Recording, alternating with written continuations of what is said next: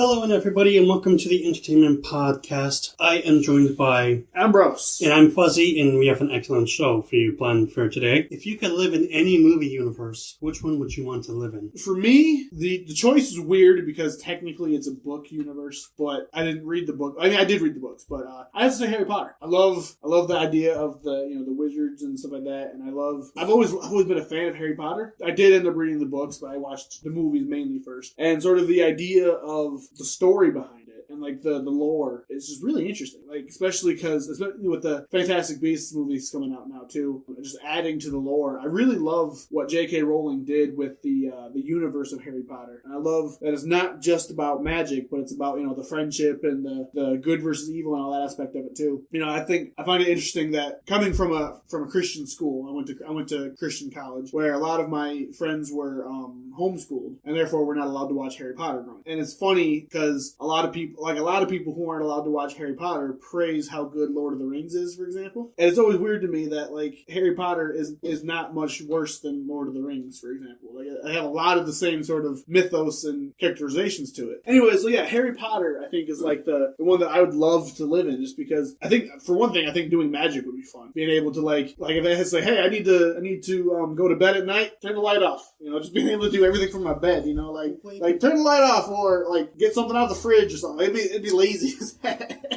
Well, I mean, you can do that right now anyways through AI. Just pick you up on Alexa. Yeah, but robots are weird, man. I don't trust them robots. But what about you, though? I realize mine went way off topic a little bit, but that's okay. What do you want? Which movie universe would you want to live in? Well, that wasn't an easy question for me to answer either, because there are so many that I love, from horror to sci-fi to animation and back. Yeah, I don't know if you'd want to live in a horror movie, though, man. Come on now. What if I want to be the killer? For me, I would have to say it's a toss-up between Zootopia and Lion King. I mean, on one hand, I would love to be Rafiki, grab his staff, and smack anyone on top of the head and ask, "What are you doing?" and guide them back on the right track where they should be going. Although with Zootopia, I like anthropomorphism, and it would be interesting to see how a human would fit in with that society. Plus, with the diverse ecosystems between the districts, it would be fun to explore. One day you could be venturing out in the jungles, one day in the tundra, another day in the city. It would be paradise to have so much diversity and to explore. Plus, there would be a lot of amazing photography opportunities there. I mean, after hearing you talk about it, I'm wondering, would Disney Universe entirely be like a universe of its own? Because I could pick that. I could get behind something like that. Not like a specific Disney movie, but like a universe where all the Disney movies exist. Disney, you should combine all the movies into one park. Yeah, I'm not about that. I mean, there's a similar thing like that what they did with like Ralph Breaks the Internet. Have you seen that one yet? No, I haven't. Oh, that's a good one. I love that movie. But they had the aspect where they had Vanellope going into the part of the internet where she met all the other Disney princesses. But something like that would be kind of cool. Like I could get behind like a Disney universe. Like one day go to the Lion King movie or something like that. One day go to Black Cauldron, which is a severely underrated movie, or The Hunchback. I love The Hunchback of Notre Dame. One of my favorite Disney movies. So like, well, we were singing along with the soundtrack last week.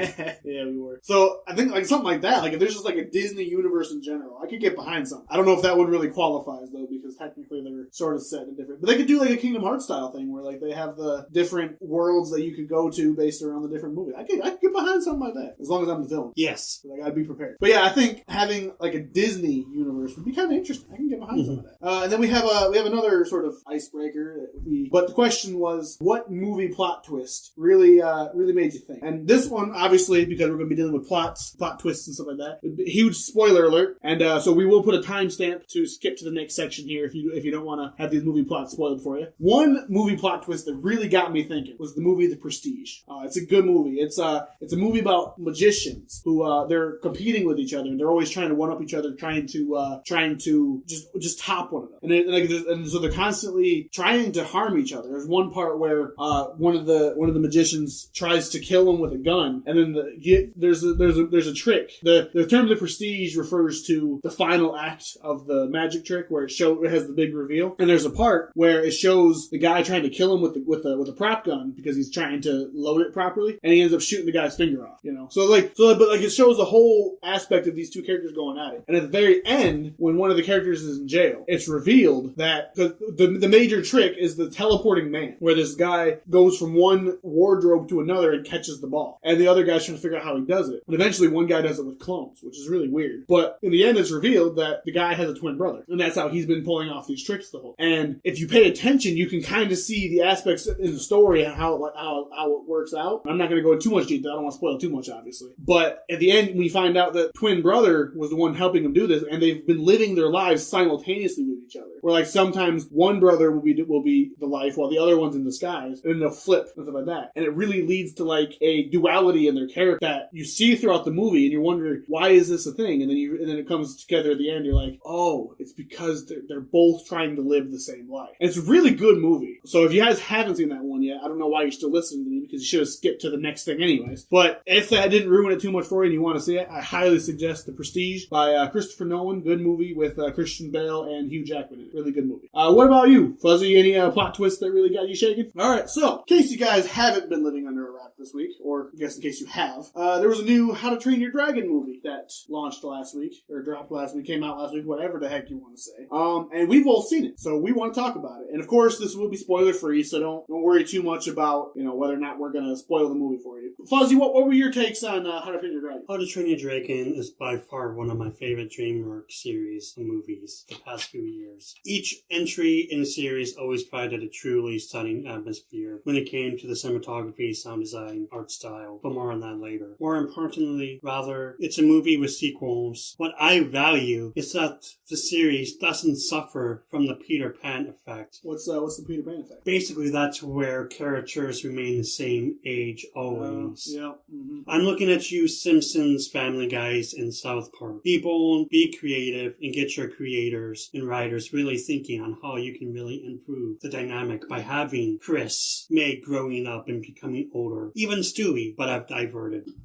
Anyways, with that element, it really helps tell a wider story covering different elements instead of sticking to the same cookie cutter principle. The final chapter of this amazing saga ends so perfectly that I wish other studios would pay attention. A good ending to any movie or video game should always make you feel so filled with emotion. There was the scene in the movie that I found myself getting teary-eyed, and I had to just wipe away the tears because I was going to break down crying. And then Pastor Marnie would probably have started crying. And it just wouldn't have been a good scene. I'd be sitting here thinking, what the heck is wrong with you guys? Because I'm a man. Man, don't cry. You still cry when Mufasa died. Shut up!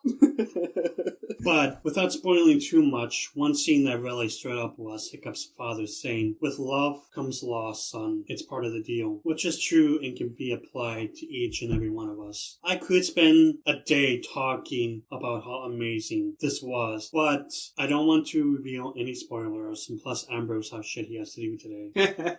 Now, that's relatively true.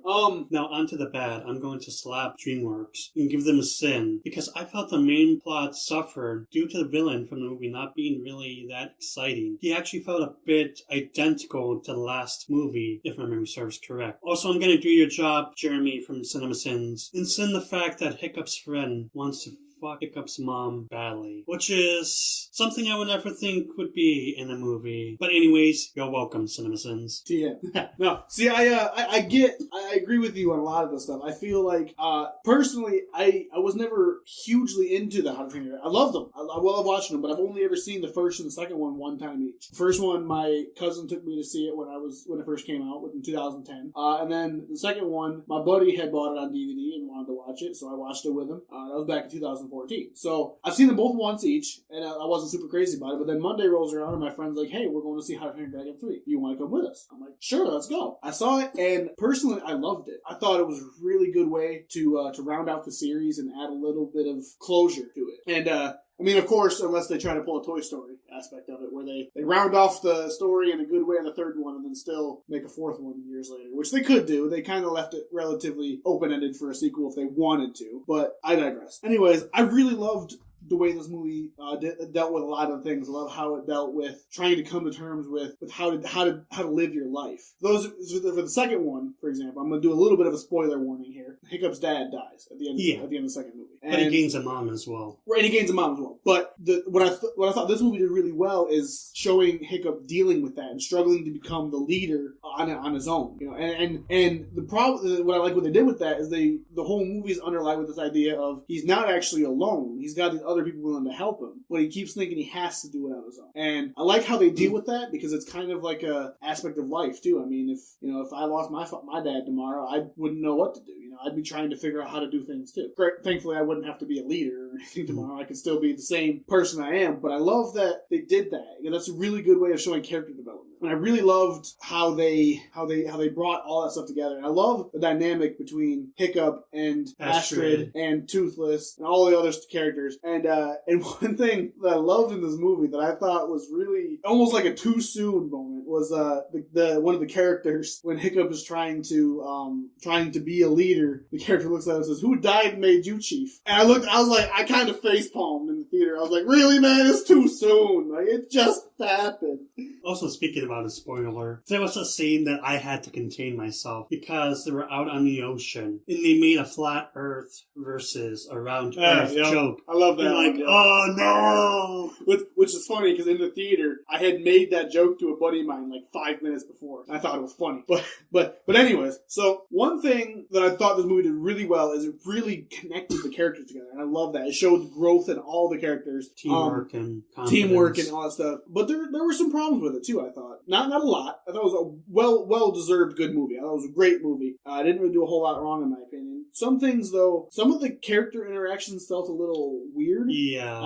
Like, throughout the whole movie, spoil it obviously for you guys, but like there's an aspect of 1 minute the characters are doing one thing, and then like the next minute they're kind of doing the exact opposite as if that didn't happen. And it's like, that's a little weird. And it kind of seemed to like it went from 0 to 60 pretty fast at some points. And one thing, I thought maybe the plot lingered on a couple things, maybe a little bit too long. One thing in particular was the development of the love between Toothless and the Light Fairy, which I thought was really great, and I love how they put that in there, but it almost feel like they lingered on it a little bit too long in some parts. Like when he was trying to impress when he's trying to peacock for the Light Fairy, and like, okay, I get it, and it's almost like it went on a little bit too long. Still good, still a great scene. I love the scene. It just felt like, okay, you've had your joke. Now, can we move on a little bit? Mm-hmm. But all in all, great movie. I thought it was a great way to end the series. In fact, the next day I actually went out and bought both the first 2 movies on Blu-ray and rewatched them. And I got a new love for the series again. Like, I really love the movie series. And like you said, best DreamWorks trilogy. I think it definitely is. It definitely beats Shrek.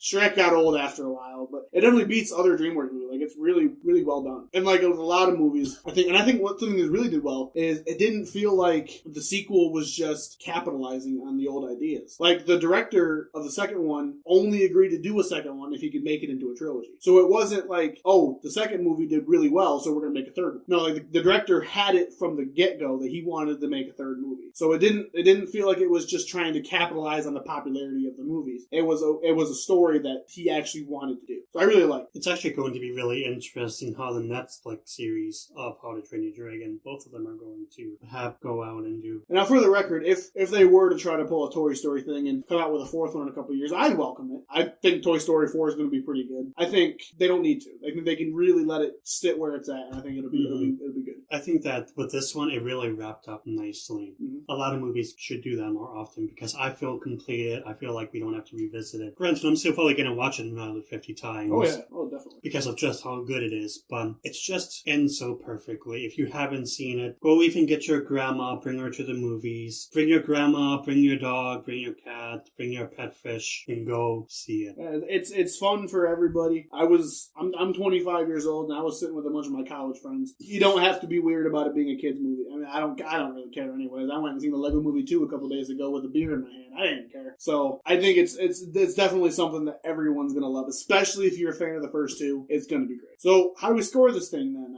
Fuzzy, how would you score some of the things? So animation, for example, a scale of 1 to 10. What do you feel about that? I give it an 8.5 because the animation is out of this galaxy. They did a really good job, especially when they were in the clouds with the lightning and the flying, and everything just looked so perfect. Also, when Toothless was trying to woo the Light Fairy, the sand, even from it just flowing up, that was really, really good. Another popular YouTuber said it was one of the best he saw as well. And I fully agree with that statement. I agree. I think the animation quality was almost flawless. It was really well done. I mean, DreamWorks has done really good stuff in the past. It's never really been on like Disney level, you know. But this one is like How to Train Your Dragon in general has been really good with the animation quality. least. So what do you score it? The animation was an 8.5. 8.5? I'd go a little higher than that. I'd say it's a 9. I'd say it's a 9 out of 10, easily. I didn't really see many flaws with it. I thought it was really well done. So What about the plot? I thought the plot was really good. I can kind of see where you were coming from a little bit with saying, that the villain seemed a little cut and dry. I kind of see that a little bit, but I feel like his motives might have been a little weird. Well, it really didn't give a good taste of what his motives were. Yeah, but I still think he was a solid villain overall on how that worked. Personally, I'd vote plot 8.5 out of 10 probably, just because I could see a little bit where, like I said earlier, there were parts where I thought the plot lingered a little bit. There were parts where some of the character connection kind of felt a little weak. But overall, I think it was good. I voted 8.5 out of 10. I'm going to give it a 7.5. Okay. How did the characters feel to you? Did they feel like they meshed well, the static, or were they? Yeah, were they the characters definitely grew throughout the movie. Right. That's something that DreamWorks does really well with this saga. You can see the development of each character, which is something I value a lot. They don't feel static. They don't feel the same throughout all of them. I mean, even some of the minor characters felt like they've grown up a bit. One thing that's always hard to do with animated movies in general is it's hard to make relatable characters. Mm-hmm. Even DreamWorks in general, like you got your Shrek, who's going to relate to the ogre struggling with whether or not people like him and all that stuff. It's relatable in that sense, but not like who wants to relate to the ogre, The characters aren't super relatable in some aspects. Not like I said, Disney's always done really good with that stuff. DreamWorks is kind of lacking a little bit, but I feel like with this movie and the rest of the series in general, they do a really good job of making characters that you relate to. Like Hiccup, first movie, I thought was a very relatable character. I thought hey, this is a character I could see myself really liking, and especially because they cast Jay Baruchel, which is Jay Baruchel is a very common looking actor, very he's tall and skinny and he's not necessarily attractive per se, but he's a character that you can definitely relate. And I think that definitely goes a long way in this whole movie series, including this new one where even though he's meant to be the chief, he's supposed to be the guy in charge, he still has his flaws. And he still tries his very best to do what he can, but he still struggles. That's a very good character development. I'd give this one a 9 out of 10 too, honestly, my personal opinion. And also in the second one, correct me if I'm wrong, but Astra really wasn't that fond of Hiccup. She was actually very critical of him, if I remember correctly. And with this third one, spoilers, she really takes on the part of really supporting Hiccup. And you can see their relationship building significantly. It definitely feels like there's a relationship there this time. But I'm going to rate it a 9.5. Now, what about the sound design and mixing? I mean, with animated movies, I don't tend to think about the sound design necessarily. It's got a really good soundtrack to it. A lot of the music really flows really well. So this is something I'm not super familiar with. When I watch a movie, I don't just immediately think of oh, this sounds really. That's not usually my first thought. So this is something I'm not really entirely sure about. So what about you though? How do you feel about it? Well, it's always difficult with animated movies instead of live action where they have to rely on different measures to make the sound that they want. But I felt that with the music, with all the lightning, the thunder, being able to hear everything, I thought they really did a good job creating believable sounds in editing. The dialogue was perfect, so I'm going to rate it that a 9. Yeah, I don't think I can really give this one a rating per se, because I agree with what you're saying, and I think they did a really good job with that stuff, but it's not really something I'm familiar with that much with, so I'm not going to rate this one. And now what about the cinematography, camera angle? I thought it was really good. I thought they did a really good job of capturing from the perspective of the characters. In a lot of scenes, it does a really good job of showing sort of the aspect of what the characters are seeing. And I think it's a really nice touch, because a lot of times you're just supposed to believe that a character sees what they see. It's just kind of supposed to be hey, this is something that's happening. You don't really have any proof of it, but there you go. So I think showing the aspect of from the character's point of view, I thought was a really nice touch to it. Mm-hmm. And I loved when the Light Fury and the Toothless go up into the clouds when it's thundering and all that. Oh, yeah. And especially when they go down into the hiddenness under the waterfall. That place was absolutely just beautiful. But I'm gonna rate that a 9. I'd give it an 8.5. It was really well done, I think. There are no flaws to it, but not best in the world necessarily. Not best in the world standards. Now, how are you going to recommend it? Personally, I recommend it 10. It's a 10 out of 10, definitely recommendation. conversation. Probably, arguably, best animated movie I've seen in a while, I'd say. I agree with that statement. And a part of it is like the How to Train Your Dragon was always had a really strong story, always really strong characters. So that definitely adds to it. So it's definitely one of the best animated movies I've seen in a while. So I recommend it to everybody. Like, even if you haven't seen the first two movies, it's still one to worth watching. You know, you might be a little lost in some aspects of it, but I think it's still really good, even on the front of that. I'd say it's 10 out of 10. I'm going to say it's about a good 9.5. And what about your final? Well, one thing though, before we go into that, how likely are you to rewatch this movie? A lot. I'm probably gonna watch it. This is probably gonna be my new go-to movie that I watch a lot whenever I'm feeling depressed because of all the positive energy that it gives. I agree. I think, like I just said the other day, I bought the original two on Blu-ray now, and I think I've already watched them twice since I got them. Granted, I missed work on Wednesday, so it kind of had a little bit extra time to do that. Did you stay home calling your boss, say, "Hey, I'm sick today," then go ahead and hop on and watch them? No. Okay. No, maybe. Anyway, so I think this is. I think it's one I'm definitely going to rewatch again. Not the strongest in the series necessarily. I still think the first one's probably the best in the series, but it's definitely one that I could see myself watching the whole series over and over and over again. Mm-hmm. So I really like it. What about final score? 10. 10? Ooh, giving the 10 out of 10 on the first one, huh? I know. It's hard to argue with that. It really is. I think 9 out of 10. Come on.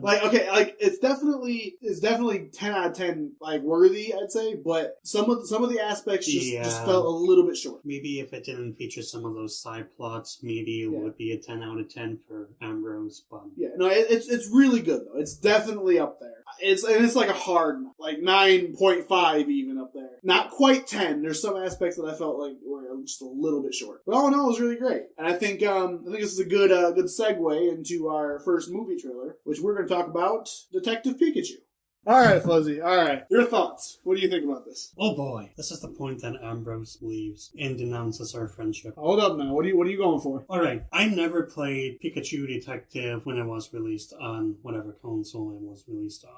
Yeah, same thing. So I'm not going to be the strongest on this subject. I'm not entirely sure how I feel on it because yes, Eevee and Flareon are by the most fucking cutest Pokemon ever. And the concept of a live Pokemon movie is interesting. The premise does look promising about an ex-Pokemon trainer discovering a Pikachu that he can understand and how they're going to be facing a plot that threatens the Pokemon universe. Do we have any idea what the threat is right now? No, we don't. I mean, from the trailer, it looks like there's some underground fighting ring, which might be Team Rocket or the other team from Pokemon. Now, some things that I'm not a big fan of is that Ryan Reynolds is playing Pikachu. I feel that Danny DeVito, Hugh Jackman, or somebody else should have filled that spot. I mean, I love Ryan Reynolds. Deadpool is bae. But Ryan Reynolds just doesn't hit me as somebody who would be a good actor as a detective. Maybe I'll be proven wrong, but we would just have to see. Also interesting enough, Legendary Entertainment is already planning a sequel for this movie, which I feel was a bit of a huge gamble because I believe this movie does hold potential to be successful. There is a small margin where it could absolutely fail. Granted, for hardcore Pokemon fans like Ambrose and Passmarni, they're probably going to see it and love it. I'm going to go see it and I'll probably enjoy it. But I think it's a bit too soon to go ahead and discuss a sequel when there's going to be some people who aren't going to like this movie. Yeah, I can definitely see where you're coming from. I can see where your skepticism lies. And admittedly, at first, I wasn't really sold on it either. The idea of live action CGI Pokemon was a bizarre idea at first. And admittedly, some of the Pokemon look creepy as hell. Like Lickitung and Mr. Mime, and it's like, okay, what are you doing here? But Charizard looks like a fucking beast. I watched the first trailer a couple times, and I loved it. And this new one, it's adorable. I'll give you a try to say Ryan Reynolds' Pikachu ain't gonna work. Man, it's adorable. I admit, at first, I was hoping Danny DeVito. I thought Danny DeVito would have been funny as Pikachu, but I'm definitely having Ryan Reynolds' Pikachu growing on me. I just think that it's the fact that I'm so used to Ryan Reynolds playing Deadpool, but it just doesn't. But he kind of channels Deadpool in this a little bit. Like you kind of get that aspect of it. But I think What I think is a little weird about this is that there's some aspects of it that you might be a little confused about it being in a Pokemon. I actually had no idea that the guy was a Pokemon ex-trainer. I thought it was just some random city in Japan. Yeah, but what I think, there's the part, for one thing, let's talk about Pikachu being a caffeine addict. Addiction, that's something like, okay, it's in a Pokemon movie? Like, what? And then obviously later, Pikachu yells, "Get me the hell out of here," which, I mean, hell isn't a bad word per se, quote unquote, but to hear a Pikachu yell that, it's kind of like, what? But even in a family-friendly movie that's supposed to be family-friendly. But I think, for one thing, I think this movie's gonna rock.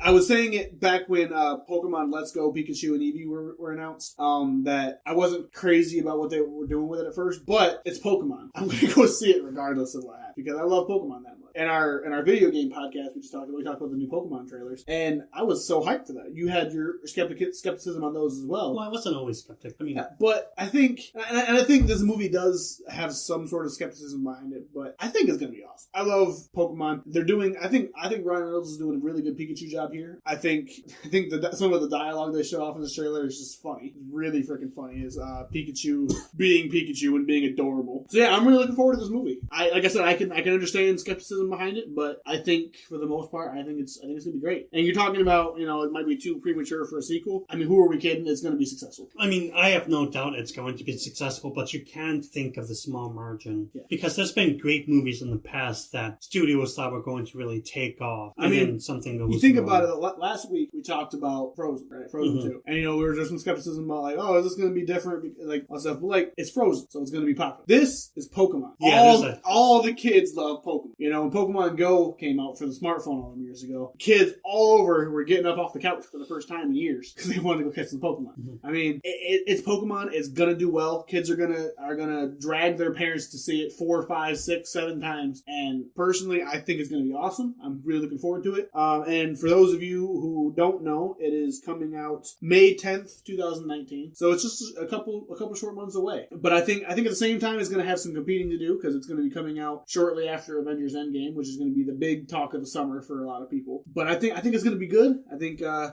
really looking forward to it. And I think, honestly, Pikachu is adorable as hell, and I can't get enough of him. Down in the comments below, tell us who your favorite Pokemon is. Charizard. Eevee. Okay, whatever.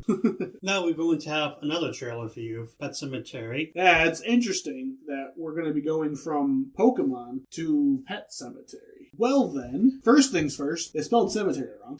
Is this the actual studio? Oh my gosh. That's the way the movie is, that's the way it's supposed to be spelled, just so we're clear. That's how it's spelled in the book. Anyways, the actual spelling is different. But, so this movie looks kind of intense. I don't recall ever watching the original Pet Sematary movie. And so to be frank, having a movie titled Pet Sematary and then having it look like it's going to be about like children being raised from the dead or something like that, or some kind of like cultic thing, it definitely looks bizarre. It's been a while since I've read the book and watched the first one too, but I am almost kind of getting feels from Children of the Corn elements from this movie. Now, I love Stephen King and John Saul and Dean Koontz. They actually inspired me to become a writer and to become a director, which hasn't happened, but there's still the dream someday.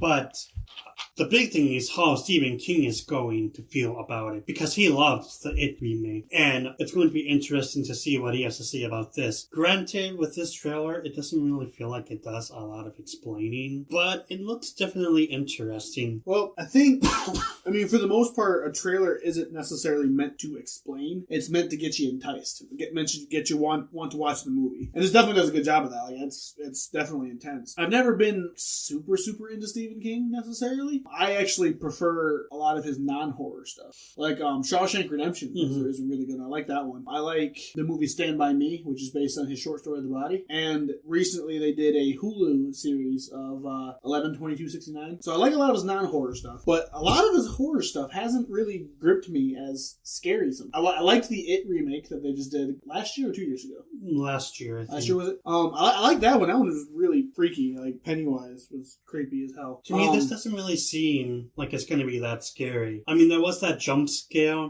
I called it out, but... Yeah, but I mean, for the most part, jump scares are like the cheapest forms of getting scares out of people. Which we're going to have to go into Tyrant someday and talk about how crappy jump scares are. Oh, yeah. But I mean, for the most part, this movie definitely looks interesting. And what you're saying, too, about how Stephen King is going to react, I think it's interesting that you mentioned that, because I know Stephen King has a history of not really liking movies based on his books. I remember The Shining movie, which was very popular. Jack Nicholson did a really good job in that movie. But Stephen King wasn't crazy about it. He did not like the way Stanley Kubrick did that movie. And he even went out of his way to make his own screenplay for a TV series. So, I would assume that they're going to try to maybe do a little bit better by him on this type of movie. But yeah, it definitely looks good. Like I said, the aspect of it being like a cultic thing, or like Children of the Corn, some aspect of it, like the little girl getting hit by a semi-truck. Did she get hit? Well, because the next scene showed them lowering the casket. I was assuming the aspect of it was she got hit by the truck talking to the cat, and then she got lowered into the thing, and then the next scene after that is her coming back and like talking to him when he's in the bath. Right? It's kind of the vibe that I got. So it seems weird that a movie called Pet, and I'm assuming probably something to do with, like I said, I haven't read the book, haven't seen the first movie. I'm assuming it's got something to do with like the cats like have evil spirits in them or something like that, or like the animals in general have evil spirits that are like trying to bring people to death or something like that. I guess I don't really know. But even just this trailer alone has a lot of intense imagery, like stuff that you wouldn't necessarily expect a trailer to just have like that. No, like the idea of there's that scene where I think it's John Malkovich, the older dude with the beard, is walking up the stairs and a cat distracts him, and you see the kid next to him and like have like a scalpel or something like stabbing at him, like something like that. Like that's kind of intense stuff. Like I don't know, it looks like a good movie. I've said in the past too that I'm not like super into horror movies per se, mostly because I don't find them scary. Usually I go to a horror movie and I end up laughing at people jumping. I just think it's funny. I love scary movies. I don't get scared that easily either, but I'm somebody who would rather watch a scary movie than watch a comedy. I mean, there's been a lot of horror movies that I do like. I really like Sleepy Hollow, one of my favorites, honestly. And so I do like some horror movies. I feel like a lot of horror movies just don't really do a very good job of having very good scary elements. Now, in this trailer here, I'm noticing the first comment here, right? It says they were showing way too much in the trailer. I kind of got that vibe a little bit too. A little bit. Like, this seemed like this is giving up way too much of what the movie might be going for. And actually, that seems to be a common thing nowadays of like movies and video games and other things, like showing their hand too early. Like having trailers that give out plot points that are like significant plot points and just kind of glossing over the fact that they're in the trailer, So I just thought that was interesting that we noticed that. But all in all, I think it's going to be a good movie. I'm interested in checking it out. And for those of you who are interested in seeing this one, it does come out April 5th, 2019. Let us know in the comments if you're planning on watching this one too. And we have one more trailer for you guys. A movie called Captive State, which is something I honestly know nothing about. I've never seen this trailer before, so I'm interested in viewing it with you guys and seeing what's going on. So let's check the trailer out. So I don't know quite what the idea of it's supposed to be. I think you were mentioning earlier something about it's a movie sort of in the... it's an alien invasion that happens. Alien invasion where... They already established contact in the United States government. Basically surrenders them. In the original trailer, it says, there's no longer poverty, there's no longer crime, there's no longer starvation. And basically in that trailer, they kept on saying, let us give things, give things, give things. And at the end of that trailer, everybody was in the football stadium, and they say, ladies and gentlemen, please rise to meet your new Congress. And the alien spaceship comes down and hovers over the football stadium. So it's definitely an interesting intake on the alien invasion genre. Yeah, it's definitely interesting. A lot of alien invasion movies are, trying to prevent them from coming. So this is definitely I'm definitely interested to see what this one does once they're already here, and that's definitely something that I think is an interesting touch to do with it. So with John Goodman in it, though, it's sort of what they're doing with it. It almost kind of gave me a Cloverfield vibe. That's all that people were saying, that it feels a lot like Cloverfield. Yeah, is it supposed to be? Is it like related to Cloverfield at all, or? I don't think so. Huh. Well, yeah, it definitely looks interesting. I think it's going to be an interesting way to go about it. I see one of the comments says this feels like 20 movies in one movie. That's one point that people said, because they said that there seems to be a lot of political movement in the movie. It feels like there's a bunch of movies based in this one. Well, one thing that I know about the trailer too is it shows a lot of juxtaposition. One scene will show you aliens coming in, and then they had the woman singing in the football field, and it's like very, very two like opposing images, and it definitely gives you a vibe of like what's going to happen and stuff like that. And personally, I'll tell you, this type of movie doesn't really appeal to me that much. I'm going to tell you that right now. I'm not big into the alien invasion movies and stuff like that. My mom is big into Independence Day and Armageddon and all that stuff, and personally, they don't really appeal to me that much. So whether or not this is a particular movie I'll be watching, I don't really know. I might call that one out, but it definitely looks like it could be interesting. So what are your thoughts on it? Basically, you summed it up really nicely. I mean, I'm really curious to know about what the government gives up to make sure that the aliens don't allow anything bad to happen. And I want to know how things are going to work out between the resistance versus the aliens, and how that's going to tie in with the government. Yeah, and I mean, from